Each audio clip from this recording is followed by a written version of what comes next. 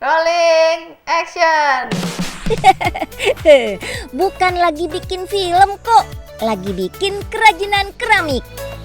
Tapi workshop kerajinan keramik ini masih ada hubungannya dengan dunia perfilman. Kenalin nih Kanesha, tapi banting setir jadi pembuat kerajinan keramik. Penyebabnya kepepet. Gara-gara pandemi di tahun 2020, semua kegiatan syuting film dan iklan dihentikan. Terpaksa harus cari alternatif lain untuk mendatangkan cuan. Sebenarnya udah interest ya dari sebelum pandemi, dan pas pandemi dilanjutin lagi, dan ternyata menemukan hobi di sana untuk bermain sama tanah, untuk kayak bentuk-bentuk tanah, dan ternyata itu nggak gampang, sebuah challenge. Jadinya timbul apresiasi lebih untuk craftsmanship di keramik ini, terus menarik sekali gitu. Prosesnya juga menarik, dan akhirnya ya udah sama teman-teman kita gabung untuk bikin hobi-hobi kita ini gitu. Belajarnya secara otodidak dari internet, lalu dikembangkan dengan cara mendesain sendiri, kemudian dipraktekkan. Bahan tanah liatnya produk lokal alias dari dalam negeri, karena lebih murah dan kualitasnya oke. Dari hasil belajar, Kanesha menemukan metode paling tepat dan mudah untuk membuat keramik. Namanya handbuild. Keramik dibentuk dengan cara menekan-nekan tanah liat langsung dengan tangan. Selain itu, metode yang sering digunakan adalah teknik throwing atau teknik putar. Badan keramik dibuat menggunakan alat putar kaki. Kalau bentuknya sudah jadi, dikeringkan dulu selama 10 hari. Setelah itu, baru bisa dibakar. Keramik dibakar dengan suhu sekitar 900 derajat Celcius. Pembakaran pertama biasa disebut biskuit. Keramik dibakar selama 8 jam. Oven pembakaran baru bisa dibuka setelah 2 hari ya. Panjang juga ya prosesnya. Setelah itu, diglazing.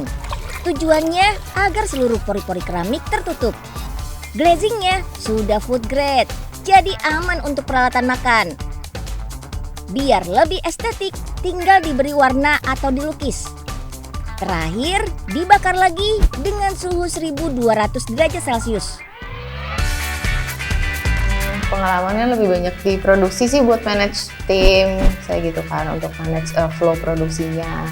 Nah, terus kalau untuk di kreatif, mungkin karena sekarang kan digital banget gitu kan, jadi pengalaman untuk bikin konten kreatif berhubungan dengan keramik, terus misalnya ide-ide kreatif yang berhubungan dengan keramik gitu, dan juga sama dari sisi marketingnya juga gitu kan, cari-cari kolaborasi, terus gitu kerjasama sama beberapa perusahaan gitu-gitu sih yang banyak kepake juga di sini gitu. Ada cangkir, mug, hingga mangkuk. Gak mau sekedar beli jadi, bikin sendiri juga bisa. Yap, di workshop ini Kanesha juga membuka kelas pelatihan. Peserta bisa membuat produk keramik sesuai kreasi dan imajinasi. Belajar bikin keramik kayak gini bisa jadi cara untuk terapi. Peserta bisa berlatih untuk lebih fokus dan mengurangi stres. Karena untuk orang bisa connected sama clay-nya dan bikin kayak gini, itu memang perlu, nggak tahu ya, perlu sesuatu yang different aja, dan saya tertarik aja untuk bisa achieve kayak gini. Nggak tinggal di sekitar Jakarta, tapi pengen berkreasi dengan keramik juga. Workshop ini juga menyediakan keramik polos, lengkap dengan cat, kuas, dan pernis. Dikemas dengan estetik, jadi cocok untuk kado atau berkreasi sendiri. Pemasaran kita sekarang ini ada di online, untuk barang retail dan juga workshop kelasnya. Workshop kelas juga bisa buat anak-anak kecil, dan kayak painting-painting kayak gini. Bentuknya elegan dan estetik, tahan panas dan aman.